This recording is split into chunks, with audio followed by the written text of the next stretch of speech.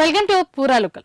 పసిడి ప్రియులకు వినియోగదారులకు గుడ్ న్యూస్ కాస్త కనుమరుగవుతుంది. గత కొన్ని రోజులుగా కాస్త తగ్గుముఖం పట్టిన బంగారం వెండి ధరలు మళ్లీ ఒక్కసారిగా బక్కుమంటున్నాయి.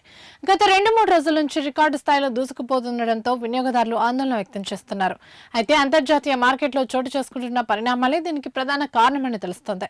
ఈ మేరకు ప్రస్తుతం 24 క్యారెట్ల 10 గ్రాముల బంగారం ధర 1,51,960కి చేరుకోగా 22 క్యారెట్ల 10 గ్రాముల బంగారం ధర 1,39,350కి చేరుకుంది.